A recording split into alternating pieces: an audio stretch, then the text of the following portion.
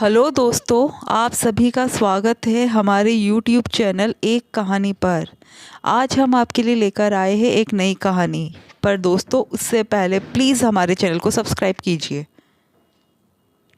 अनुजा एक पढ़ी लिखी समझदार लड़की थी। उसका विवाह रमन के साथ हुआ था। रमन के परिवार में उसके पिता अनूप जी, माँ अनुराधा जी, छोटा भाई चेतन और एक छोटी बहन ऋषु थी। भाई बहन दोनों ही पढ़ाई कर रहे थे। अनुजा ने जल्दी ही रमन के परिवार को अपना बना लिया था। छोटा और खुशहाल परिवार था। अनूप जी और अनुराधा जी भी अनुजा को अपनी बेटी की तरह ही मानते थे और सब लोग मिलजुल कर परिवार में ही रहते थे। पैसों के मामले में या घर के कामकाज के मामले में ऐसी कोई खास समस्या नहीं थी। रमन का परिवार बहुत ही व्यवहारशील था। अनुराधा जी और अनूप जी का पूरा परिवार और उनके रिश्तेदार सब उसी शहर में रहते थे, जबकि अनुजा दूसरे शहर से ब्याह कर इस शहर में आई थी, इसलिए उसके रिश्तेदार सब दूर दराज में रहते थे। शहर में उसका कोई खास रिश्तेदार नहीं था। शादी के 6 महीने बाद अनुजा के चाचा जी के लड़की की शादी थी। अनुजा का भाई अभी स्कूल में ही पढ़ रहा था और अनुजा के पापा केवल 2 भाई थे। चट मंगनी पट ब्याह जैसी स्थिति थी। सगाई के ठीक 15 दिन बाद ही शादी का मुहूर्त निकल आया था, इसलिए हर काम में जल्दबाजी थी। अनुजा के चाचा जी ने शादी का न्योता चाची जी के भाई के साथ भिजवा दिया और साथ ही साथ अनूप जी को फ़ोन कर दिया कि अनूप जी पूरे परिवार के साथ ज़रूर आइएगा, और रमन को भी फ़ोन करके कह दिया कि आप और अनुजा कुछ जल्दी ही आ जाइएगा। अब आप घर के बेटे हैं, यहाँ बहुत काम है तो वह आप ही को संभालना है। अनुजा ने ध्यान दिया कि जब से फ़ोन आया है तब से रमन जी, अनुराधा जी और अनूप जी का चेहरा कुछ उतरा हुआ हो गया। अनुजा को कुछ समझ नहीं आया।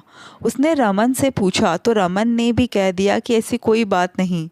जब शाम को अनुजा अपने सास ससुर के कमरे में चाय देने जाने लगी तब अंदर होती बहस उसे सुनाई दी, जिसमें अनुराधा जी अपने पति से कह रही थी कि ऐसा कैसा न्योता दिया गया है भाई, हम तो नहीं जाएंगे।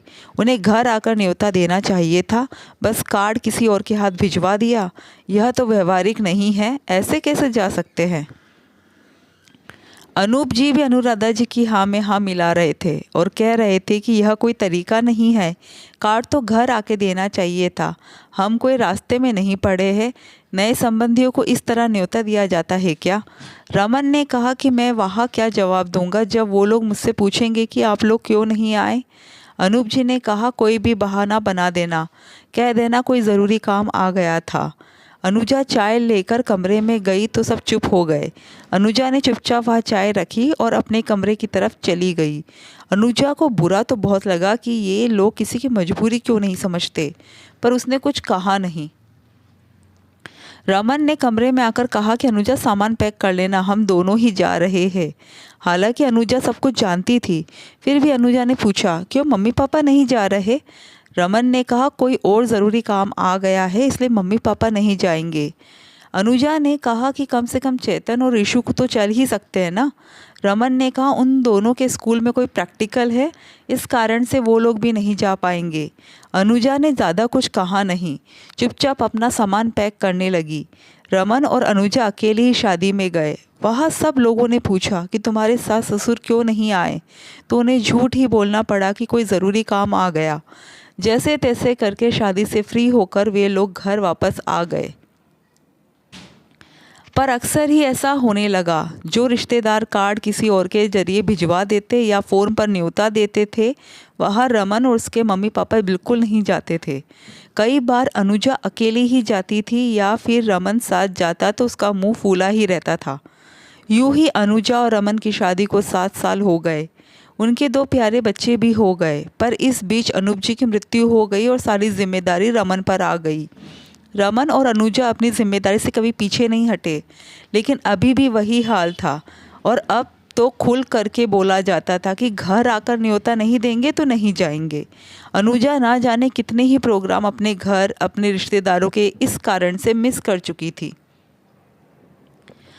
उसे यह समझ में नहीं आता था कि सामने वाले की कोई परेशानी भी हो सकती है।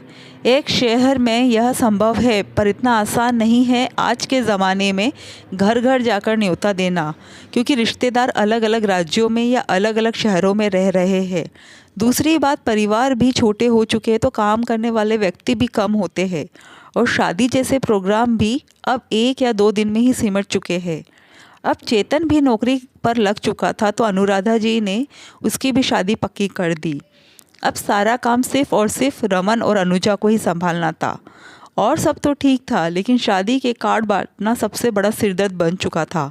अनुराधा जी और अनूप जी का तो पूरा परिवार उसी शहर में रहने वाला था, इसलिए ज़्यादा परेशानी नहीं थी। परेशानी थी अनुजा के परिवार में कार्ड बांटना, क्योंकि उसके रिश्तेदार तो अलग अलग शहरों में बसे हुए थे।